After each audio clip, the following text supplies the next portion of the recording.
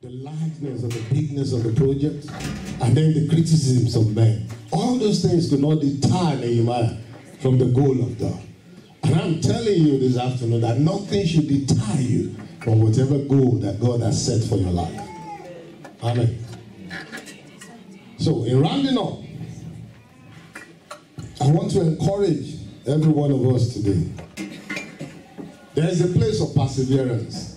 The Bible says it's only those that endure to the end that will be saved. There is a place of endurance in everything that we do in life. You want to run a race? Yes, there will be a point that in your race you'll be tired, but you need to endure to get the crown.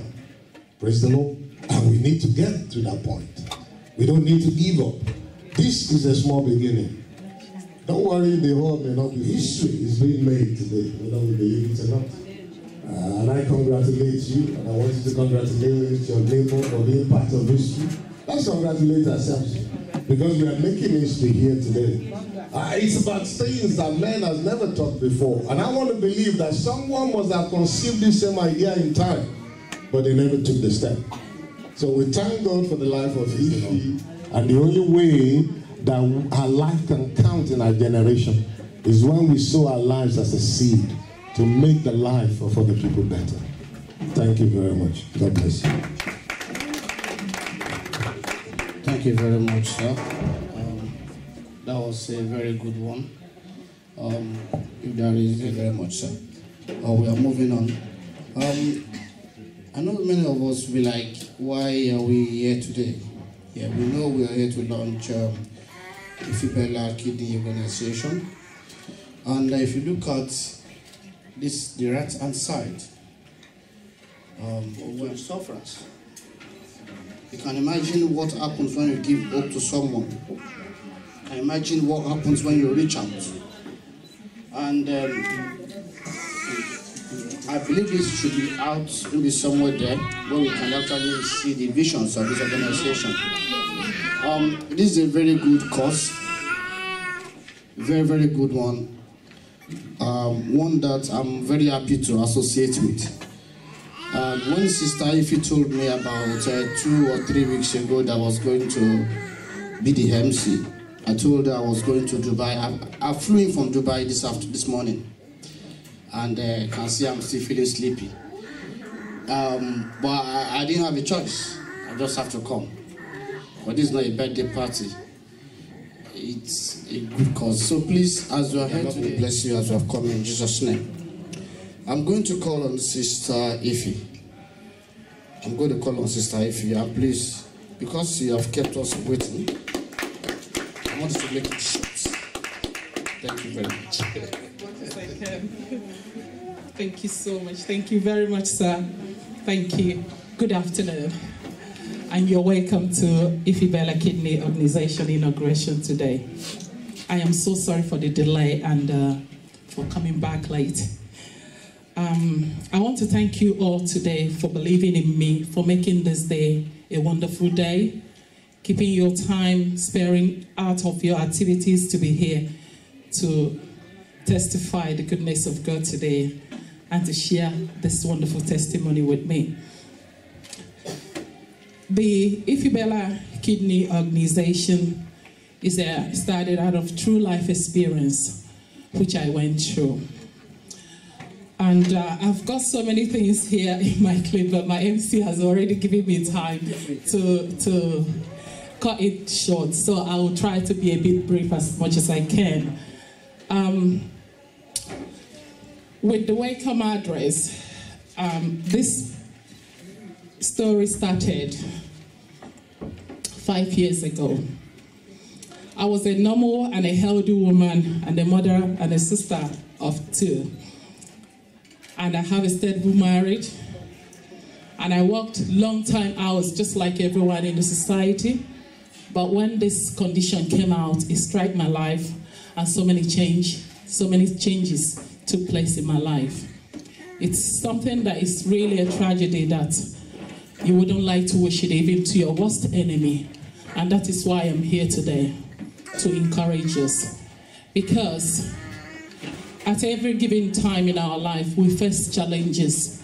but what is important is the heart and the spirit and the mind you take, and you uphold it to tackle it.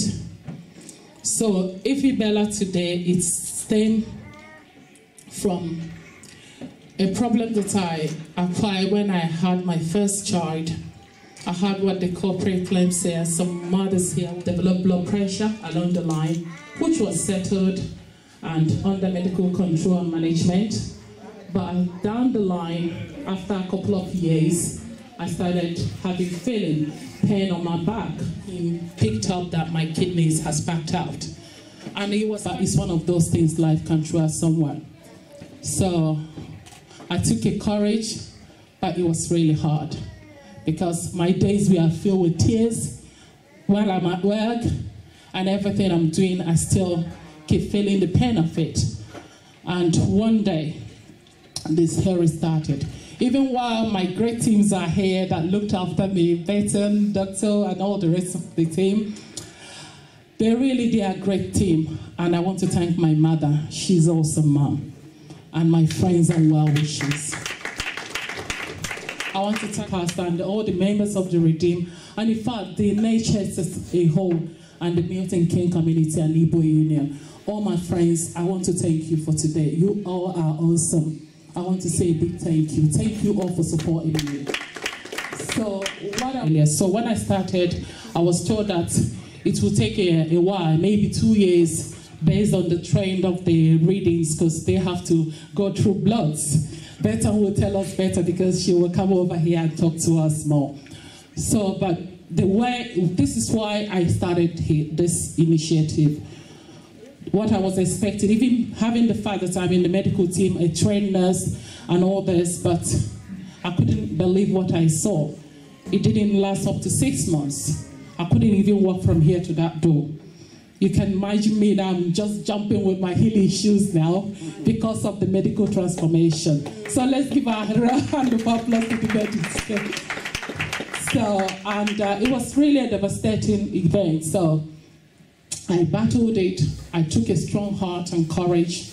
I said, okay, it's a challenge. I have to deal with it.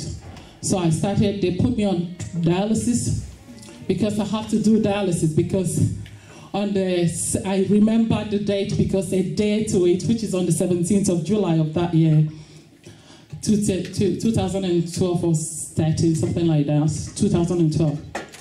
I was to go for my post-registration in nursing graduation, and I couldn't work. So, and I wanted to go for that graduation. So I told my team here, and they did great work. So they have to put me on dialysis straight away, so that they can purify me and get me strength and energy to go for the graduation. So I was so pleased I marked it that day, so I went for it. So that was when my agony and a little bit relief started. So from there, I was on with it. Every day of my life, I was on dialysis. So, but so many people didn't know because that is why I started this. It was a challenge, but I want to encourage you today that no matter anything that you see that comes in this life on your way, you have to take a strong heart, take a big courage to it, and believe that what comes always goes, and it will be settled by the grace of God. And you need to exercise a really strong faith, because I have that kind of belief and strong faith that there's nothing impossible with God to do. And at that point when I needed him, he really showed his face. So on that blessed day, while I was still on the dialysis, walking, doing everything like every other person, so I was at work and I was called upon.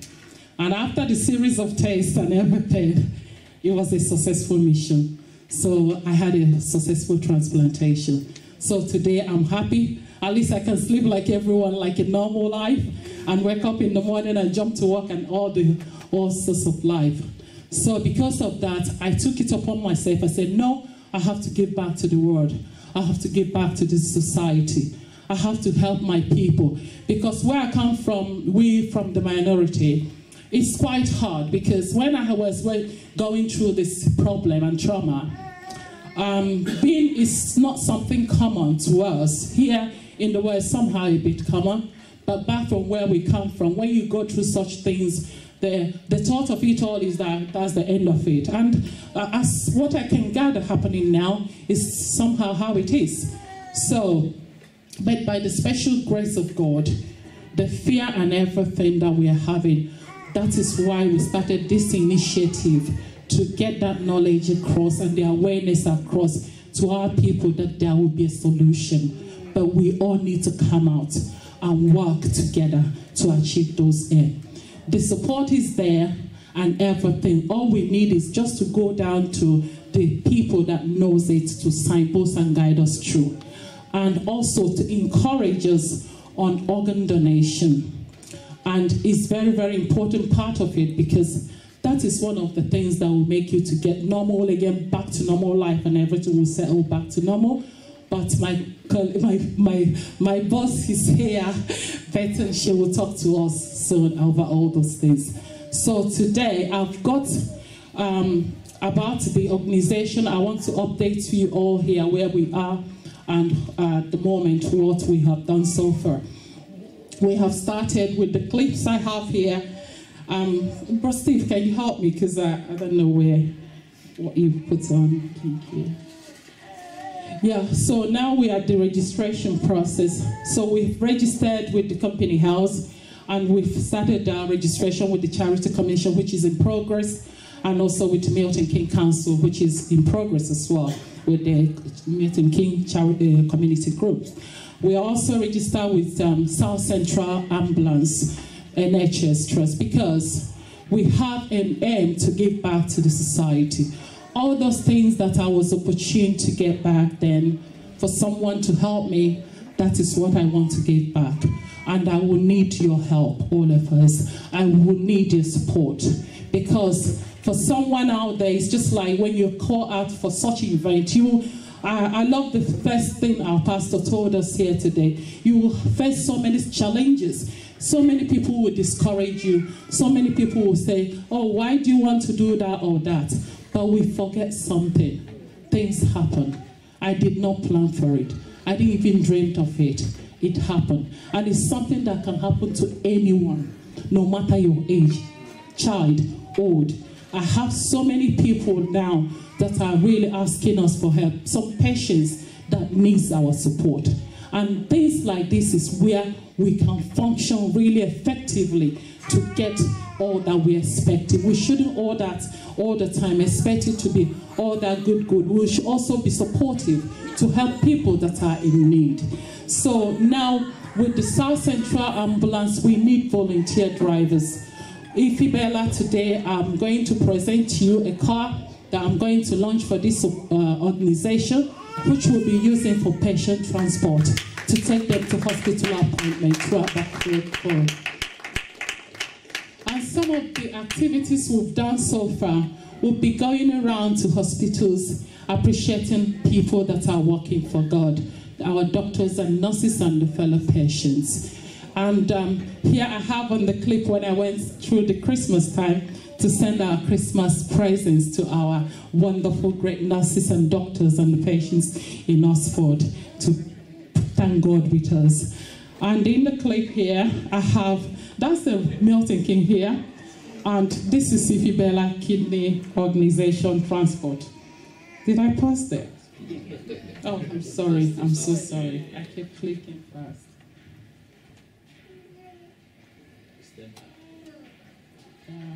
Transport. Why we have this is that in ambulance team, we have really people in need of transportation. And in our local community today, there is so much need of emergency services to take people to hospital appointments and events.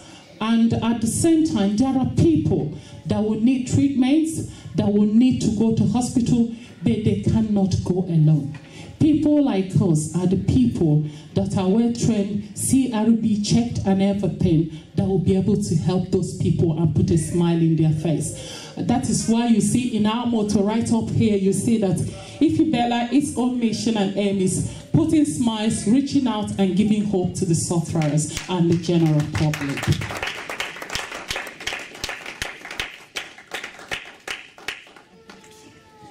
Show me where you do it.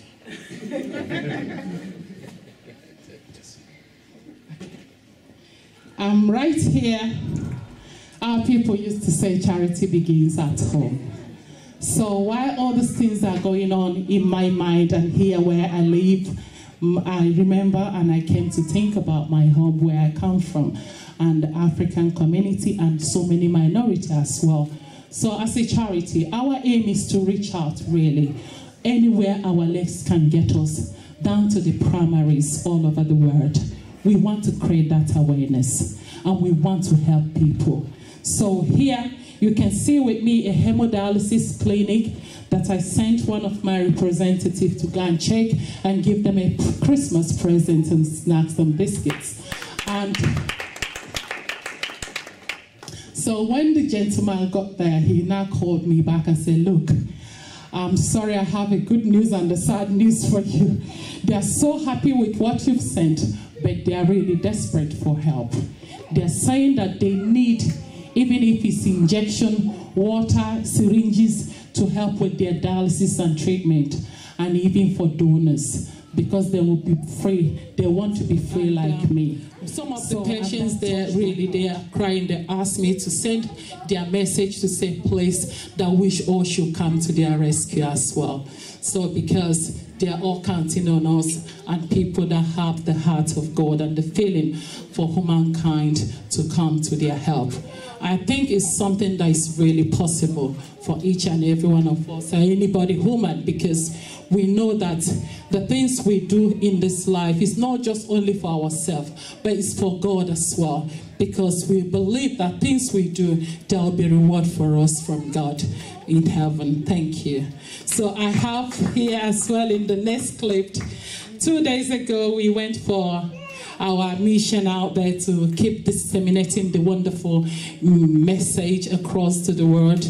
It was a World Kidney Day. So we marked it. It's 9th of March of every year.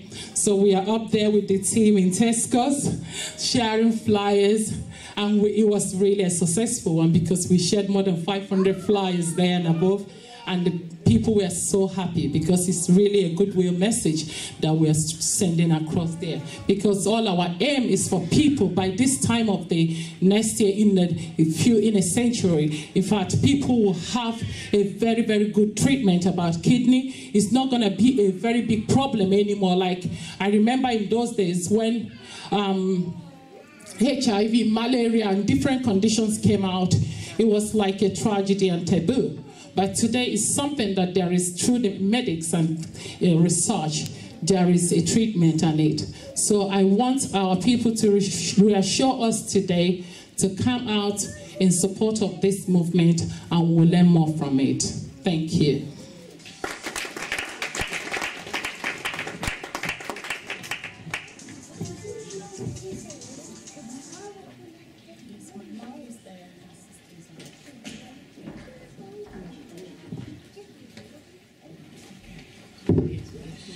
Thank you very much, Sister Ify.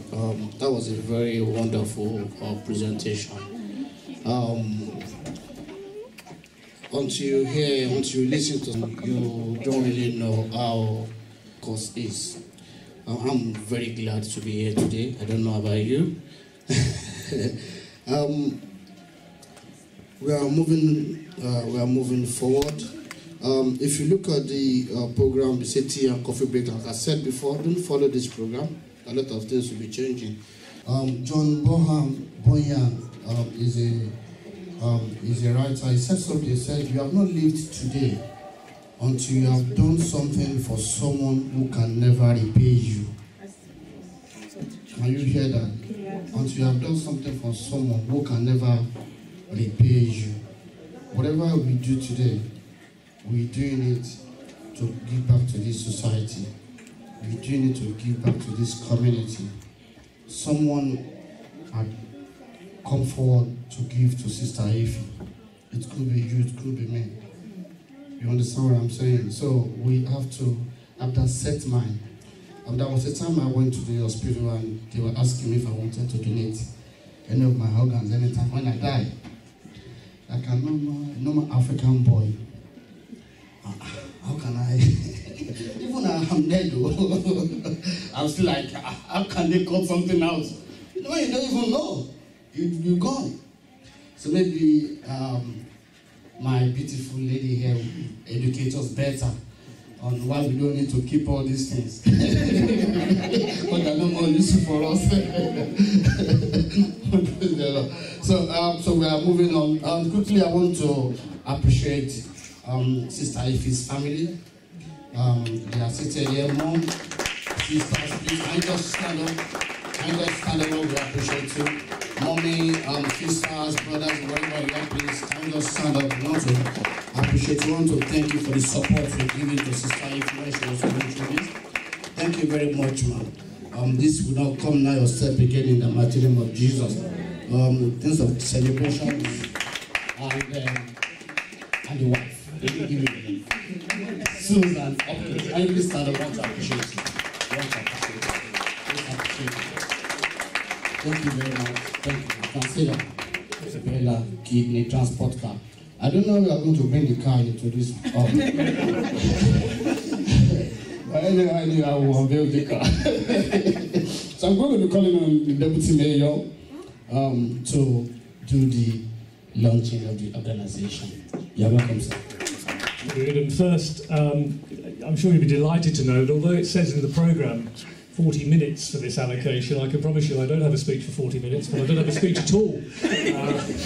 So this is very much off the cuff, as they say. But I was absolutely inspired as I came in to hear the words that were being spoken, and it is a joy and a delight to hear the progress that's being made and to see so many of you here this afternoon sharing in the great work that's being done. So well done to you all.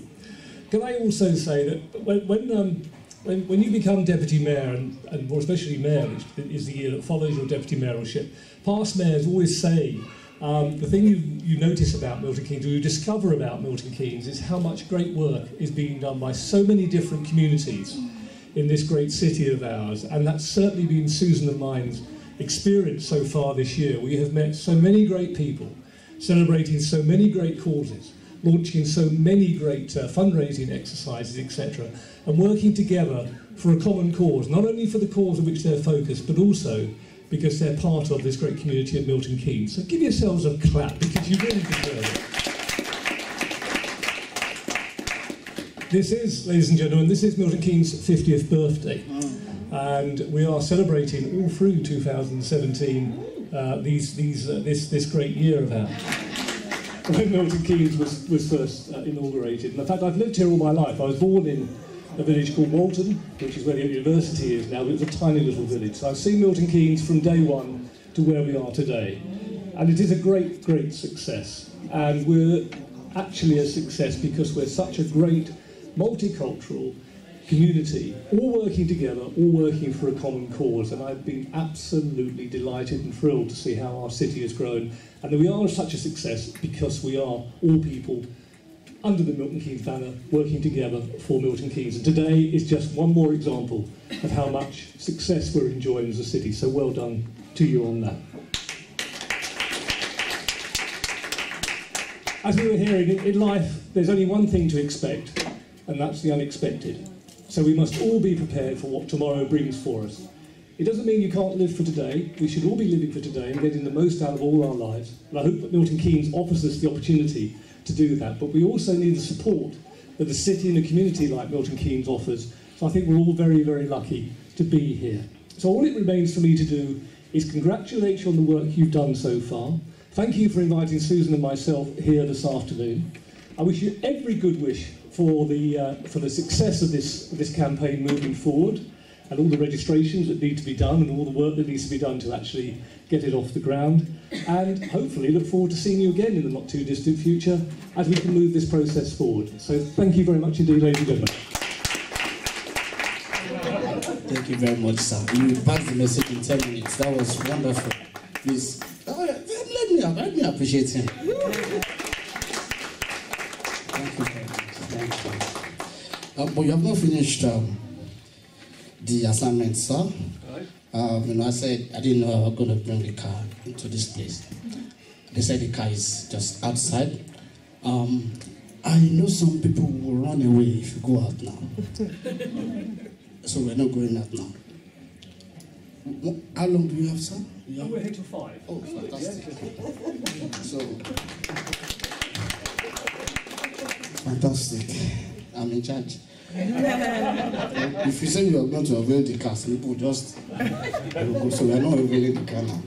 I'm going to call on Charles better quickly. Let's appreciate that. The program was supposed to start at 1 o'clock. I met her outside. So far, so my name isn't Charles, it's Bethan. I'm a specialist nurse at Milton Keynes Renal Unit.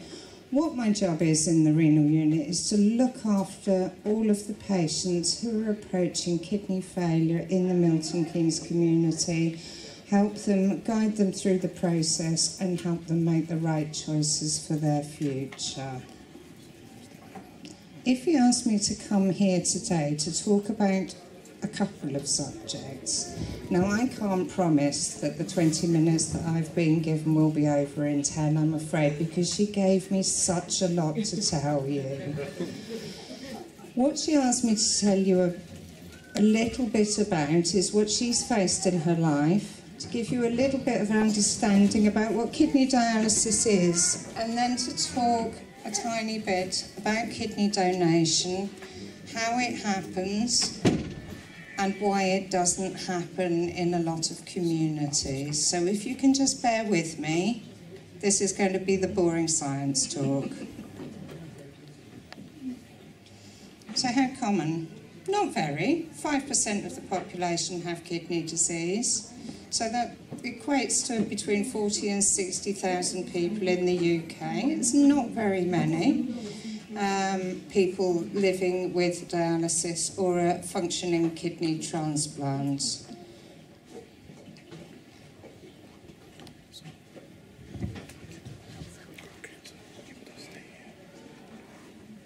Does anybody know what affects your kidneys? Tell us, please. Sorry? Tell us, please. Okay.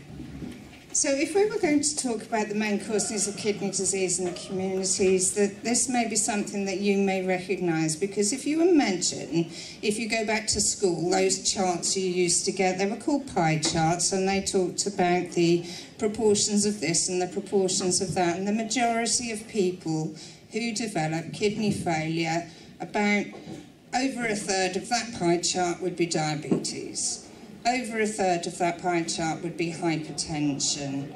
Does anybody know that in certain sections of the community, diabetes and hypertension are a major cause of problems, and put together, they are kidney killers? I've got on this slide some of the things that you can do to help your kidneys, and they are just general health lifestyle advice. So watching your diet, salt, sugar, cholesterol, watch your blood pressure. If you are diabetic, please, please, please, please, please listen to your doctor about your blood sugar control. I can't bear seeing people coming to me with kidney failure, with legs amputated, with eyes that are blind because their blood sugar has been too high. And please follow all of the instructions that you are given with your medications, especially those that you buy for yourself. So when you buy your ibuprofen or your Voltarol, the lovely lady leaping around on the television that's got the joy of movement because she rubs her Voltarol gel all over her knee and she can play tennis again, that stuff is being absorbed into your system. I'm not saying it's bad stuff. I'm not saying you shouldn't use it. Please follow the instructions on the packet and see your doctor if your symptoms persist. Okay. So I'm talking to you today because most people have a very limited knowledge about what kidney failure actually is. Kidney failure is when your kidneys stop removing toxemic and they have to absorb calcium from your bones. So they're a fairly major organ, and when they fail, the consequences to the individual are very difficult. If you know that a member of your family has got kidney disease, or you know that your kidneys are not working at 100%, please come to us so we can manage you. Lots of problems and even dialysis can be avoided or delayed with good management in the early stages. Okay, kidney dialysis then. This is what Effie really wanted me to talk to you about. Has anybody ever been confronted with anything like that before? Okay. So kidney dialysis comes into pictures of my own patients. So having suffered complete kidney failure, this gentleman would be travelling to his local dialysis centre 3 times a week, every week, for the rest of his life, and he would spend at least 4 hours on a kidney machine. Now, kidney dialysis doesn't hurt, but it does make you feel extremely washed out, it makes you tired, it makes you unable to go about your daily business, it makes you unable to be the mother that you want to be to your children or the worker that you want to be to support your family.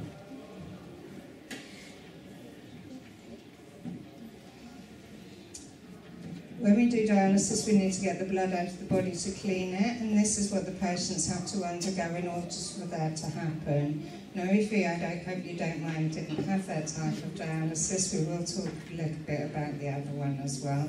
I'm not going to go on all afternoon, by the way.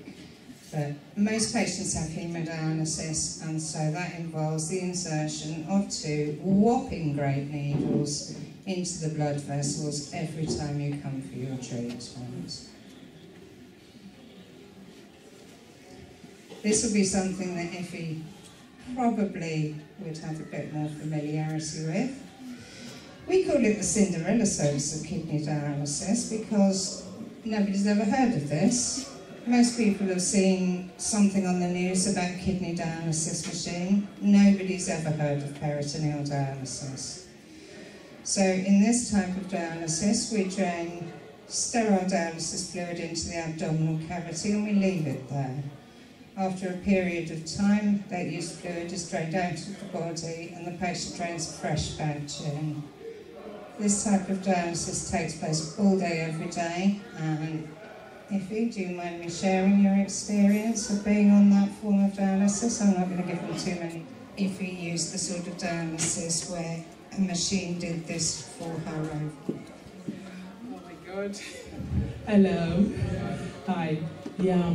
As Bethan has mentioned, it's quite a difficult one. Though it's convenient for you to manage, but it's not easy. It's one of the rare ones that you can embark on. But it's just that I'm lucky. I always say that I'm lucky to be part and one of the ones opportune to embark on this type of treatment.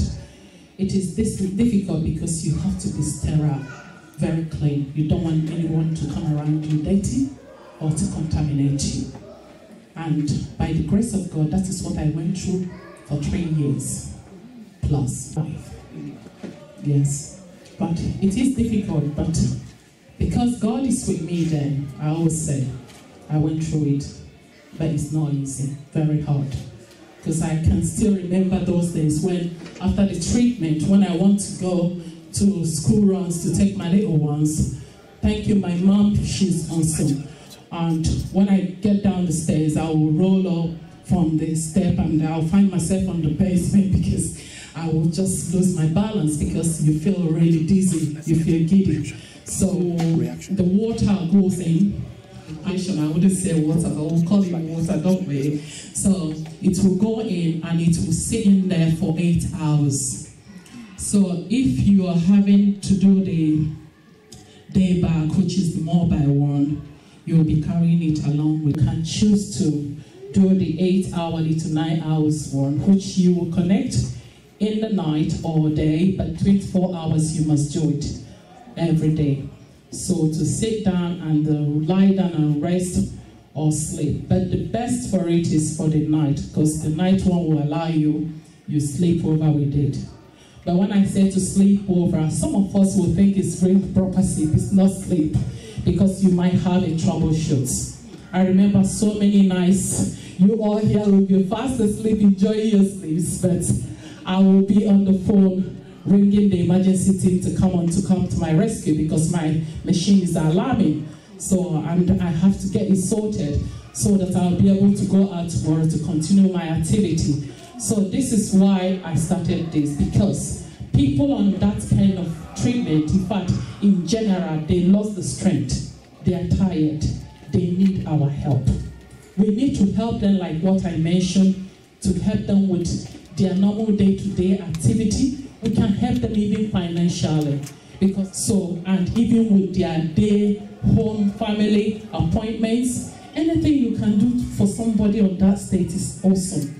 It's something the person will appreciate and will never live to forget.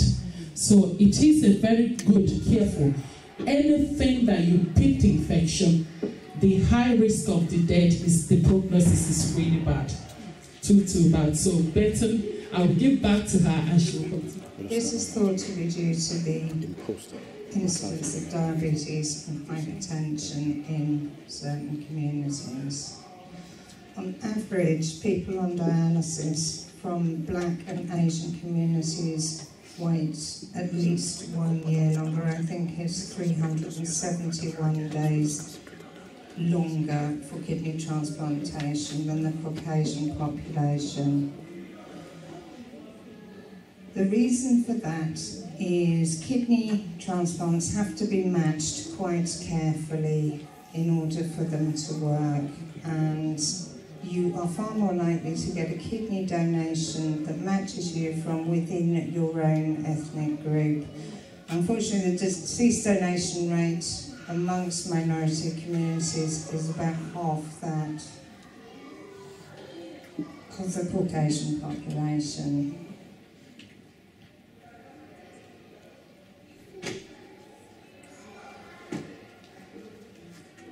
And I wondered if I could put the floor open to you now about that situation, because I wonder why it is that kidney donation is something that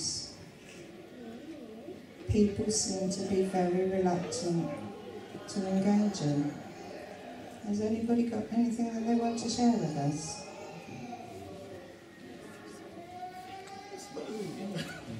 So there are two ways of donating kidneys. So you said that you were approached about becoming a kidney donor. Was that to sign a donor card in the event of your death? Yeah. Yes, I was scared. Were you happy to do that? No. Did you do that? Yeah, I think I would, but then I was scared. Yeah. What did you think would happen if you signed the card?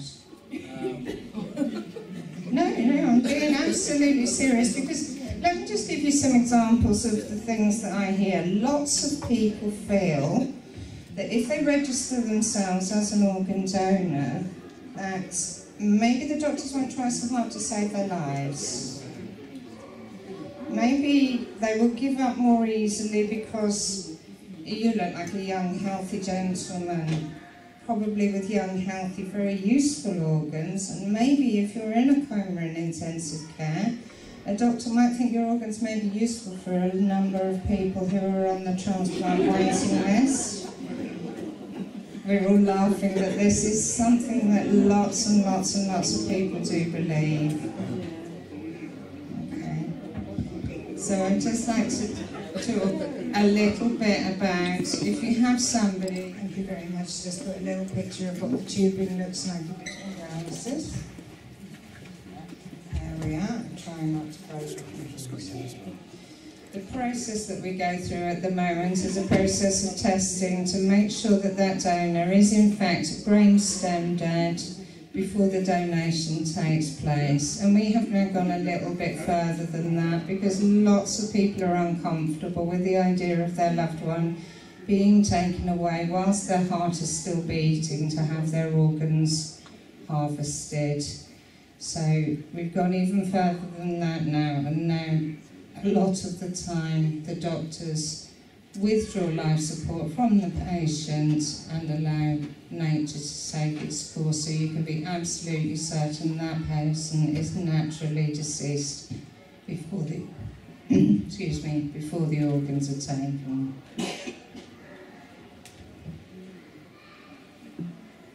Has everybody heard about living donation? Yeah. Did anybody have any questions they wanted to ask about living donation before I finish then? What is it? Okay, so living donation is a process by which people can donate an organ to another person whilst they are still alive.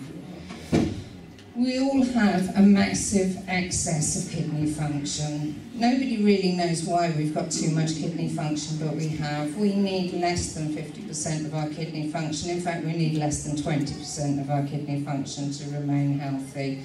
So it's perfectly possible to remove one organ from a healthy person and donate it to somebody who's in need of a transplant.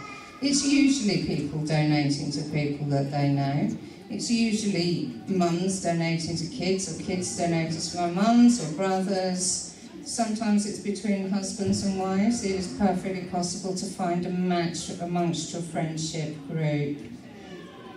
There are some people who donate, and the posh word for it is altruistically, as in put themselves forward as a kidney donor for a complete stranger. I have to say that's an extremely brave decision, and I'm not sure it would be one that I would be able to make for myself. If you did put yourself forward as a kidney donor, statistically, kidney donors survive for longer than people who don't donate kidneys, because their health is followed up so carefully in the period after their donation. Does anybody have any questions they would like to ask me from a medical point of view before I say thank you to Iffy for inviting me? What do you contribute organ, kidney, to keep you stay healthy? The question would have been, why then two? If you just 20% you need to function in one. So which says to me that you probably have the second to help, whoever is in need, in terms of giving out. But now, the question is, what do you say? What would be your approach in allaying the fears of people that wouldn't want to do it? Even now we have the awareness that just 20% functionality of that organ can keep you healthy. How do you advise us? I think your question is, if we can manage on such a low level and keep people's kidney function by careful management above 20%, that person will go on to live a normal, healthy life.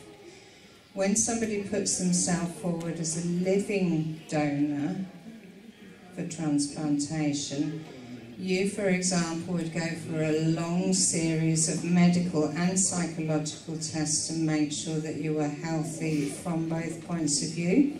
That you were donating because you wanted to do it, not because somebody was persuading you, bullying you, or paying you to do it. And you would need to go through a very lengthy period of medical testing to make sure you have 100% kidney function, that both kidneys do an equal amount of work, and that we can safely take one kidney away, leaving you with at least 50% of your remaining function. It isn't something that everybody feels comfortable with. It isn't something that every person waiting for a kidney donation feels comfortable with.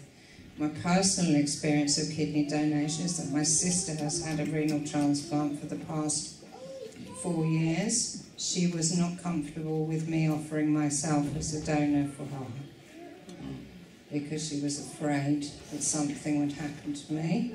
She was afraid that her body would not accept the organ and I would go through that for nothing.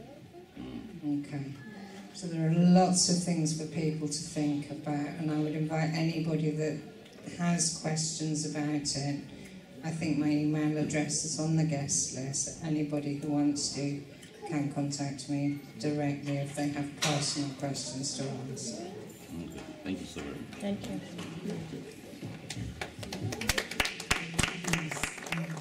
We appreciate it. I just want to ask, though it's similar to the last question, but mine is a bit different. Some people are very, they find it very difficult opting for organ donation because, one, they believe if they put down, if they sign that NHS card to say, I'm donating my kidney or my eyes or anything, they become a threat. That's at some point, from nowhere, they might target them and kill them in order to get their organ, So is there any way we can disabuse the mind of people? Because that's the conception people have, that once they sign in, they become a target. So from nowhere, if, like, where we are coming from, there's disparity between the rich and the poor. So, and if a rich man needs a heart, and a poor man that has nothing, but he has a functional heart, if anything happens to the rich man and he needs a new heart, they will just target the poor man, kill him and get his heart, to donate to the rich man. So I think that has formed a bias on the minds of people as to signing up for organ donation. So is there any way or any advice you can give to us today to allay our fears as well, that if we now opt that we want our organs to be donated when we are not there or while we are living, that we won't become a target? Quite shocking, happening in other countries. I am aware that it happens in some Asian countries, and I wasn't aware that that was something that happened in Africa. I can only say to you that doesn't happen here in the UK. Okay? You might be reassured to know that if you were to register yourself or a member of your family as a kidney donor, once you are identified as somebody who is likely to die and therefore become a kidney donor, that card actually counts for nothing. It counts for alerting the doctors to the fact that you wanted to become a donor, but the person who's going to make the decision as to whether they allow you to become a donor is going to be your family.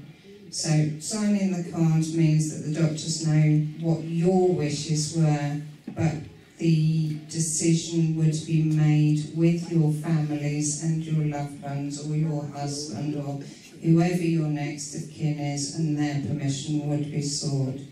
So there is no benefit to the health service to procuring organs in the way that you describe. Does that answer your question? Yes, it did. Thank you. I wanted to because I have a friend actually who donated his kidney to his dad, and since then he hasn't really been very well. Because a lot of people are told to donate, but then the what comes with it, the consequences that comes with the giver is always not emphasized. So it's just always presented as if, oh, you'll be well, because they have to make extra effort to keep healthy. So, can you address that? Without knowing the individual circumstances, I'm not sure that I can. When you say that the individual hasn't been well since, I don't know what his medical conditions are or what the other medical conditions he might have. All I can say is that as a living kidney donor, there's an extensive testing process to make sure the individual is healthy, and then there is a very extensive follow-up medical program to in this organization, and also I've been affected one way or the other with this kind of thing. And when you talk about, because I listened to you when you said that we only need 20% of our kidney, so we need 2 out of it, and that's what I mean. I remember when I was young, my eyes used to be very good, even though I have so many glasses to actually correct my eyes, but nothing has been as perfect as what I had before. So basically, it just shows how much God loves us. But where I want to touch in this area is, I mean, I'm very sure even with all the people around there, the issue about actually donating and also thinking that how will I feel in terms of before I used to play football, I used to run around, I used to do this, I used to do that. Would that be at one point if I said that I want to donate? Are you saying that I'm going to cut back? Because when you say that we only 20%, it's just 20% for me to climb the staircase and come back, or is it just for me to continue what I'm doing and be able to run, be able to carry the children up and down and do all those things, or I will have to cut back on so many things? And if that is it, we have to understand that as a giving that we have to, part of our giving that you have to cut back this, you have to cut back, because a lot of people sometimes feel that, okay, they told me that once I donate, I can still do what I want to do, I can still eat the way I eat, I can still drink the way I drink. So maybe there's some things that we need to learn, because I feel it is important, even within our community, in these our minority communities, or we have to start understanding about giving not just money or time, but also, yes, some part of our organs too. So, but can you alleviate that fear that says that if I give, yes, you cannot be as completely normal, but you have to now check on yourself what you do and what you don't do, which I think might be the. Yeah, thank you.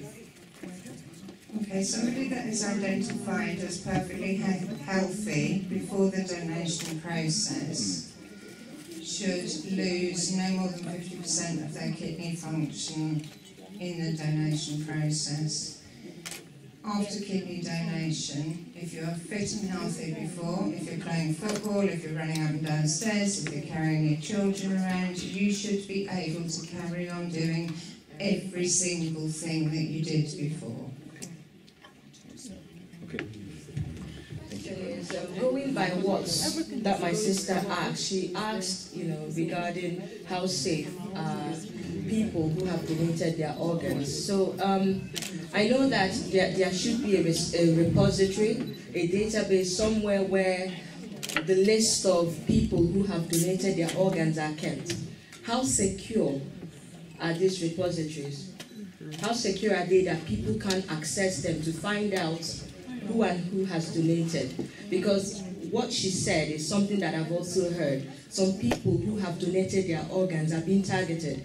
Some are even, accidents are staged, for them to die so that their kidneys will be taken or any organ. So how safe are the repositories, the databases? Can a doctor's secretary be able to access these things? Because we all have friends in the medical field. So let's just say, somebody desperately needed one and had someone on the inside who worked in a hospital or anywhere where this information can be gotten.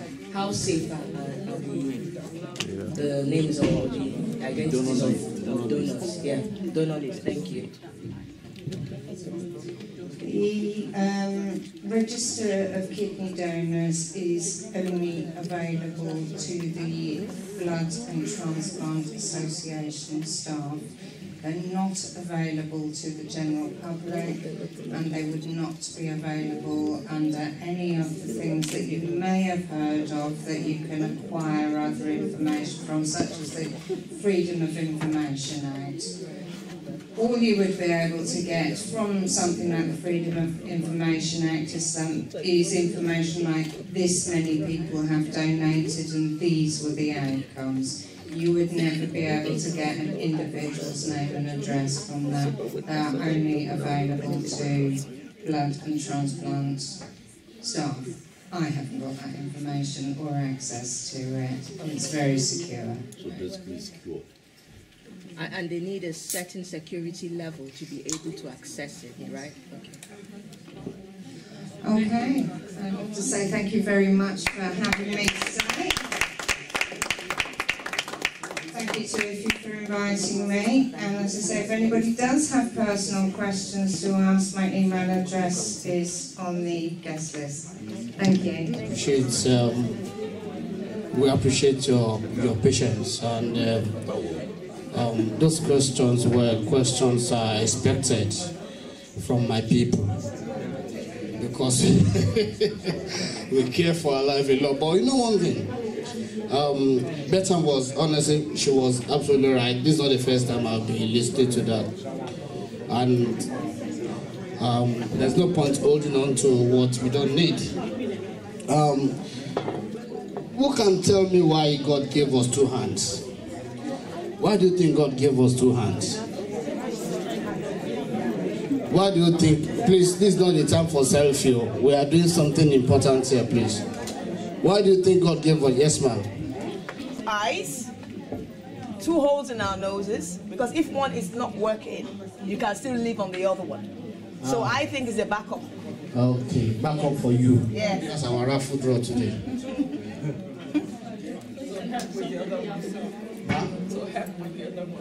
It's still about you. Am I making any sense? And you can't give yourself. You have to give other people. So the reason why there are two kidneys there is for you to use 20% of one to survive and to give the other one out to whoever needs it. So why are we holding on to it?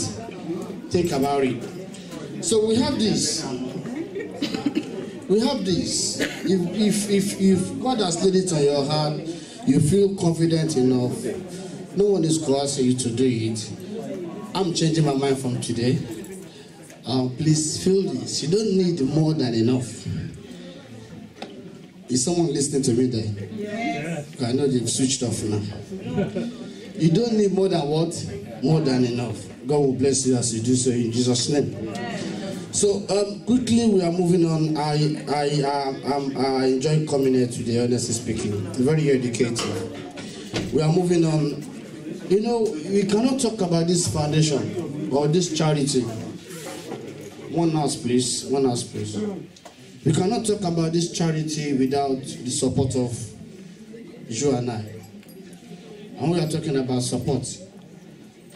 Psychological support, financial support. Very, very important. The car outside there was bought with what? Money. Not credit card, though. It's money. And even with credit card, you have to pay back. So please, you are here today. I know we are seated there, we have been touched today. We have been touched by Sister Ife's story. We have been touched by Bethan's presentation. We have been touched by what the Deputy Mayor said. We have been touched by what Pastor Ayo said. You want to make a difference in somebody's life. You wanted to make a donation. You wanted to make pledges. Without this charity cannot survive. And I bet you, I'm promising you, whatever you give today is not going to be spent at McDonald's. It's not going to be spent at. Yeah? I know the joint. It's part of mission work.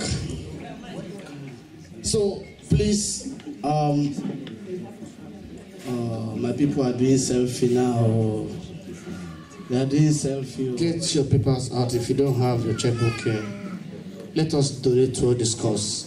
I'm going to give the mic to the Deputy Mayor because he has the power. He can even say, if you don't donate, get out of Milton Keynes. Yeah, I love Milton Keynes. I've been here for 10 years now. And I do tell my friends in London that, look, you are missing. Until you come to Milton Keynes, you don't know what you are missing. I love Milton Keynes. I don't think I will ever leave no other place in the world apart from Milton Keynes. I'm making that promise now. So please, we want your donation. We want your support. And I'll be giving the mic to the Deputy Mayor to do this for us. After which we're going to do the raffle draw. Sir. Charity. I mean, there's been an awful lot of awareness raising here this afternoon. I've learned a good deal listening to Bethan and what she was saying. I think we're all that much better informed. Milton Keynes is very much based around charitable giving in our communities, so I can't think of anything more deserving and more worthy than giving this afternoon. It's entirely up to you. You know, you're masters of your own checkbook, but I would say to you, I can't think of anything better to do. And let's give that some thought. Thank you very much indeed. And I would need to hand this back to the gentleman who's just disappeared. So just stress that again. I believe you will comply. I can see someone there complying already. Are we complying with that? Thank you very much. We have we're going to unveil the car very soon. We have some tickets here. You know, everything we generate today goes towards this charity. Everything. Even the photographer is not taking money. I'm serious. Every photograph you take today, every amount you pay to this photographer goes to what? To this charity. That's the truth. So please take photographs as much as possible. I'm saying something serious, they're laughing. Take photograph. I mean, I will take. Because that's just the way. Because the photograph belongs to you anyway. It's the photographer that's giving his own money to the charity. So take photograph. Don't do selfie. Take off your mobile phone. Take proper photograph. God bless you as you do so in Jesus' name. Amen. So we have this raffle ticket. It costs only 50p. 50p. And you are going to win some prizes if you buy. That's apart from that. See, I have my own there. Number one, 50p. And what you have there? Don't let me lie now. Don't let me say what they have told me. I don't have to lie. Proper Nigerian man.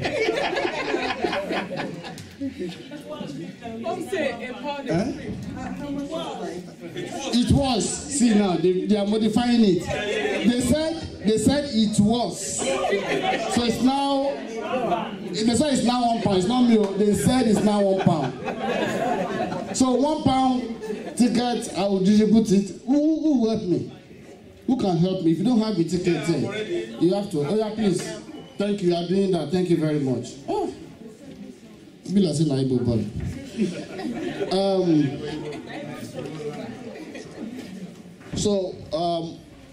As we are doing, I'm not always shy for food. If you like, be shy. So please go there, sort yourself out, and God bless you as you do so. So please, let's get to the kitchen. We have. Go for one thing. Hold it on. 100, going, gone.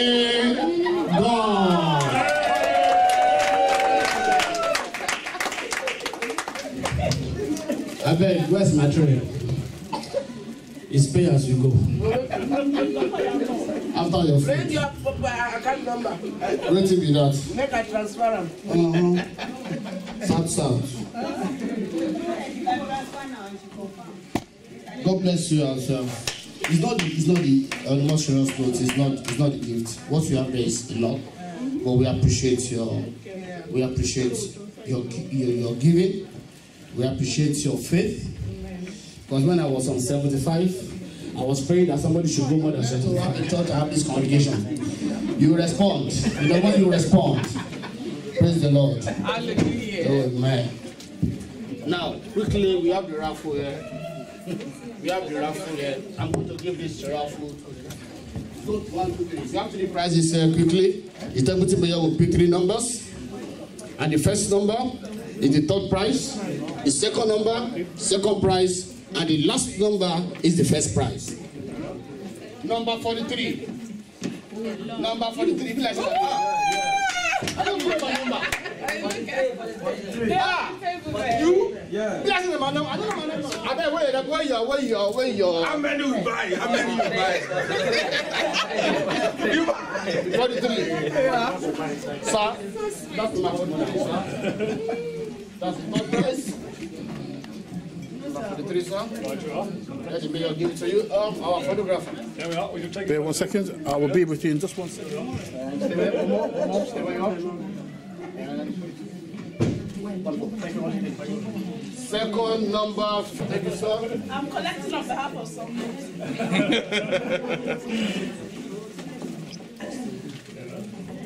6. Right here. Thank you very much. And one more. Thank you very much. And the last one. And the last one, sir. What's my number? This one is number 18. 1-8. 1-8. The first one was for somebody else. But it is not now. For my own. Well, here we are again. That's all. And one last one for the treasure. Thank you very much. And mommy to Sister Ife, can you come around, man? You are wanted here. Mommy, please come around. Thank you, ma'am. And who else do you want?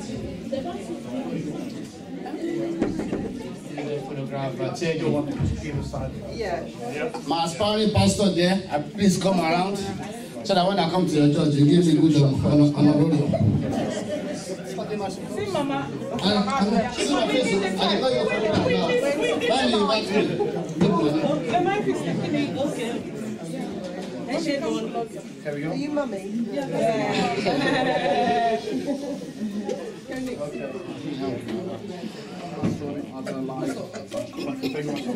Thank you. Wait, let's take two of us. Yes. There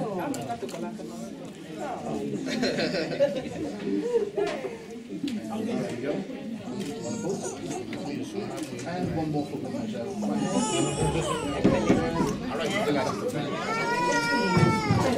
Right, okay, we are quite wide. Sorry about that. So, and please, if God has taken the prayer to have a photograph with Mr. Ife, please can come around. Yes, for the and one more for good measure. Fantastic. Thank you. Thank you. Can you come around, please? Let's come around. Let's have a photograph with her.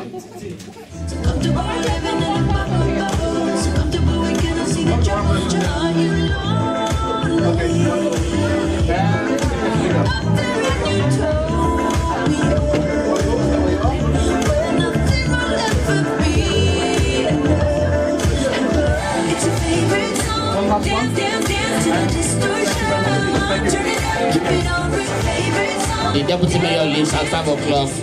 We have 2 minutes to do this. Please come around. Let's do this quickly.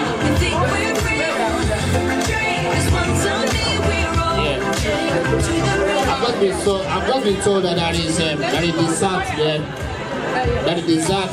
The Sister Ife's family, just the family members alone. Right, let's have you back inside. I see a lot of too much gap in there. There we go. Have to fantastic.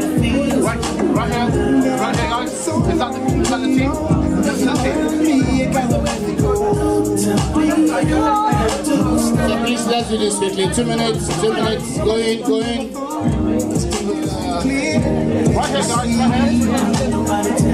Stay where you are. They can't just let us be happy. One more to the pleasure. Thank you very much indeed.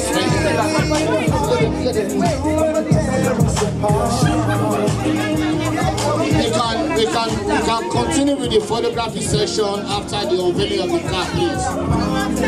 That's it. There we go. We can continue with this after unveiling the car, please. We can continue with this after unveiling the car.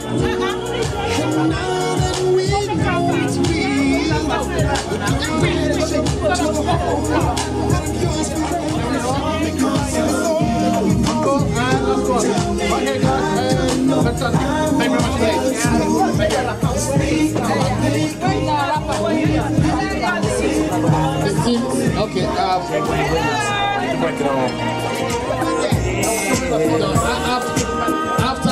unveiling the car,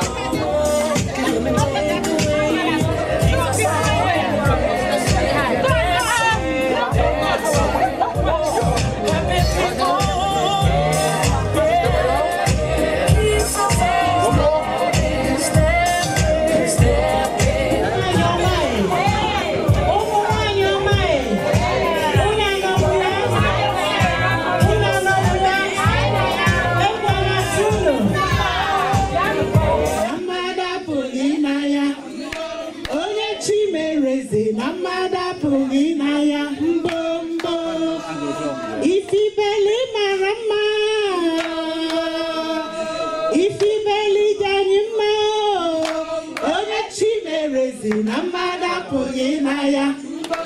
Onye chimere zinamada poginaya. Mbombo.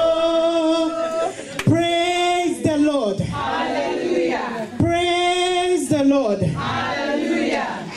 Yes, we are able also to reassure her and assure her that we are solidly behind her. Am I right, ladies? Yes, you are.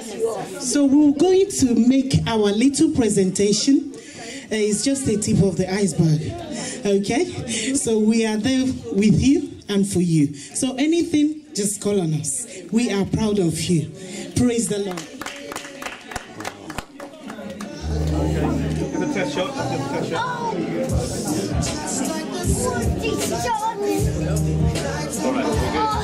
All right, everybody, right here. All right, right here, madam. And the last one, everybody here, right here, son. So on the side, looking away, right into this loop. Thank you. Thank you, Bella. Kidney. Yeah, okay. All right, let's see this.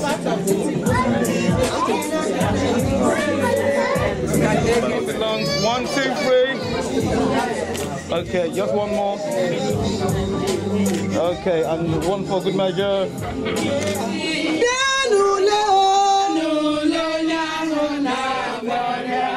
Praise the Lord. Hallelujah. We are members of Sisters Fellowship International. VP is our vice president. We are here to tell her that we love her. And we are also here to jubilate with her for the inauguration. Our beloved VP, we love you so much. We know that you are always with us and God is always with you. Can you all look into the camera, please? Right into the lens here. Brilliant. Listen, I can't, you're looking away. Can I just have you right into the camera? That's fantastic. Like that one. And just one for good measure. Fantastic. Okay, that's good. Fantastic. Okay, let me just drop that down. Just one more, sir. Okay. Brilliant. Okay.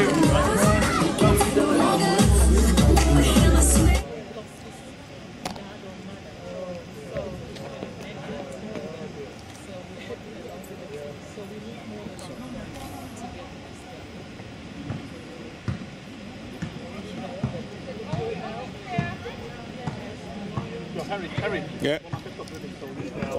My personal congratulations to you for achieving that and for taking this forward. So very, very welcome and saying such lovely things about we'll be watching your progress too. Now the great thing about ribbon cutting when you're a mayor is you do a good deal of ribbon cutting. And you always need a countdown, so we'll start with 5. All right? Yeah. 5, 4, 3, 2, 1.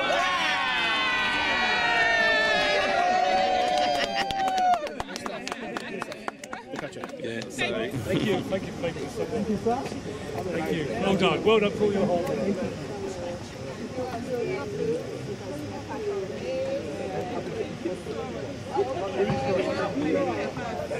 We'll see you again soon. Thank